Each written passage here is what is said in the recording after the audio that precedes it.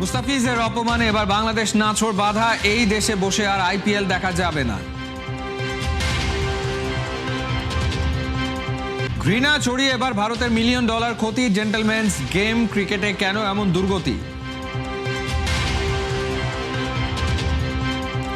খেলা যুগে ক্যাপ্টেন লিটন করলেন সব তর্কের অবসান, সাকিবের পর ক্রিকেটে মুস্তাফিজই সবচেয়ে বুদ্ধিমান। বড় রান করেও চট্টগ্রাম রয়্যালসের পরাজয়, রংপুর রাইডার্স জার্সিতেও রিয়াদ জানালেন তাকে কেন সাইলেন্ট কিলার ডাকা হয়। একের পর এক ছক্কা মারছে বাংলাদেশ, যেমন কথা তেমন কাজ, যা বলা হয়েছিল হলো ঠিক তাই। এদেশে বন্ধ ঘোষণা করা হলো আইপিএল সম্প্রচার। কোনো যৌক্তিক কারণ ছাড়া কলকাতা নাইট রাইডার্স থেকে মুস্তাফিজুর রহমানকে বাদ দেওয়ার প্রতিবাদে আইপিএল সম্প্রচার বন্ধের নির্দেশ দিয়েছে তথ্য ও সম্প্রচার মন্ত্রণালয়। শুধু তাই নয়, টি-20 বিশ্বকাপে কোনো আম্পায়ারও পাঠাবে না বাংলাদেশ। ভারত দিয়েছিল ফুল টস বল, তা পেয়েই বাংলাদেশ একের পর এক মেরে যাচ্ছে ওভার বাউন্ডারি। ভারতে বিশ্বকাপ খেলতে যাবে না বাংলাদেশ, সাফ জানিয়ে আইসিসিকে চিঠিও দিয়েছে বিসিবি।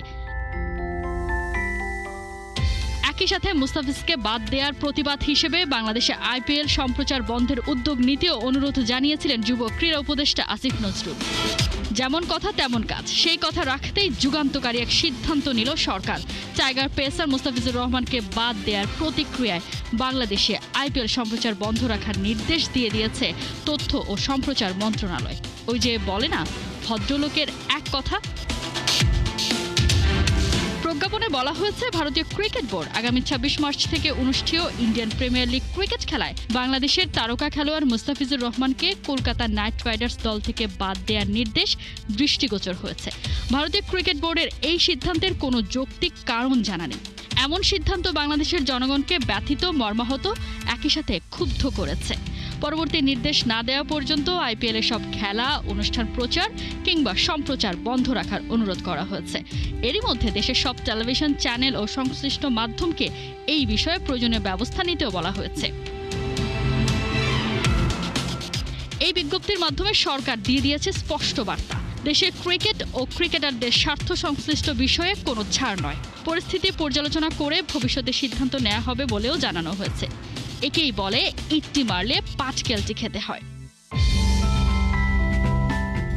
মুস্তাফিজকে আইপিএল থেকে বাদ দেওয়ার ফল এরই মধ্যে ভুগতে শুরু করে দিয়েছে কলকাতা নাইট রাইডার্স। একদিকে কেকেআর ওদের সোশ্যাল হ্যান্ডেল থেকে সরিয়েছে ফিজের ছবি, অন্যদিকে কমতে শুরু করেছে ফ্র্যাঞ্চাইজিটির ফলোয়ার। একদিনের মধ্যে কেকেআর হারিয়ে বসেছে 1 মিলিয়ন ফলোয়ার। সম্প্রচার বন্ধে কি প্রভাব পড়ে এবার সেটাই দেখার অপেক্ষা। এক সময় ছিলেন সাকিব আল হাসান, বর্তমানে সবচেয়ে বুদ্ধিমান আর মেধাবী ক্রিকেটার মুস্তাফিজুর রহমান, এমনটাই মনে করেন টি-20 ক্যাপ্টেন লিটন দাস। ফিজকে নিয়ে অজানা আরও কথা থাকছে খেলাযোগে দেয়া লিটন দাসের একান্ত সাক্ষাৎকারের। Death over king the fees, মেপে মেপে ডেলিভারির ওস্তাদ। ইন্টারন্যাশনাল টি-20তে ডেথ ওভারে ব্যাটারদের আতঙ্কের নাম, সর্বোচ্চ ডট বলের মালিক মুস্তাফিজ। 895 বলের 373টাই ডট, পার্সেন্টেজ 42, ইকোনমি 8-এর নিচে, উইকেট 75টা।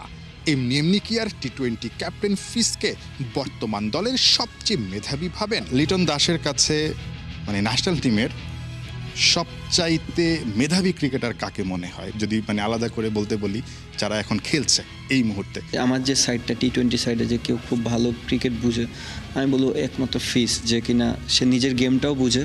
ও তো ট্যালেন্টেডই, ও জানে যে ওর রোল কি, সাথে সাথে ও নতুন একটা আপকামিং প্লেয়ারও অনেক কিছু শেখাচ্ছে। তো আমার কাছে এটা খুব ইমপ্রেসিভ মনে হয় যে তাসকিন এবং ফিজের এই জিনিসগুলো চেঞ্জ হয়ে গেছে অনেকটা। তা ফিজ যদি দেখেন, সোফার এখন পর্যন্ত টি-20তে সর্বোচ্চ উইকেট শিকারী, এবং আপনি ডেথ ওভারে তাকে যেভাবে আসলে বোলিং করাতে চান করাতে পারছেন, যে কোনো জায়গায় তাকে আসলে ইউজ করতে পারছেন। সোফার গত বছরও তিনি বেশ ভালো করেছেন, ইকোনমি অনেক কম ছিল।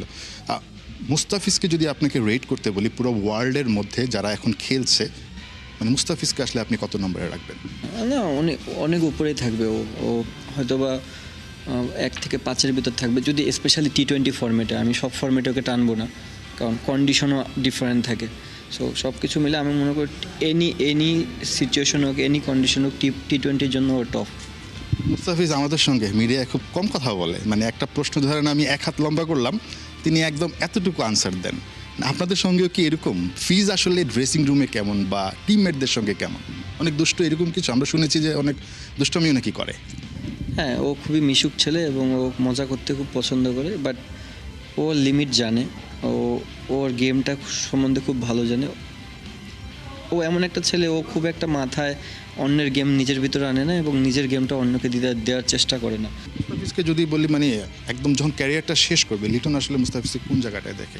থাকে না যে উইকেটের দিক থেকে বা একদম ওয়ার্ল্ডের বেস্ট বোলারদের একটা মানে লেজেন্ডের কাতারে মানে কোন জায়গাটায় দেখে আসলে? ও যে অ্যাচিভমেন্ট করছে এটাই যদি কন্টিনিউ করতে থাকে অলমোস্ট অনেক দূর আগায় যাবে। সো ও যা করতেছে করতে যাক। বাংলাদেশ টিম তো হেল্প হচ্ছেই তার কাছ থেকে, এবং আমি চাই যে না, ও যেহেতু ও কেরিয়ারটার হয়তো বা বেশি দিন খেলবে না, কারণ একটা পেস বলা বেশি দিন খেলে না। আমি চাই ও ইঞ্জুরি মুক্ত হয়ে যেন বাংলাদেশে হয়ে যে কয়টা বছরই খেলে যেন কন্টিনিউ বেসিসে খেলতে পারে। বাংলাদেশের সাফ কথা, যে দেশে মুস্তাফিজের নিরাপত্তা নেই সেখানে বিশ্বকাপও খেলতে যাবে না টাইগাররা। ঘটনা জানার পরেই আয়োজক ভারত খাতা কলম নিয়ে বসেছে ঠিক কত টাকা লোকসান গুনতে হচ্ছে সেই হিসেব করতে।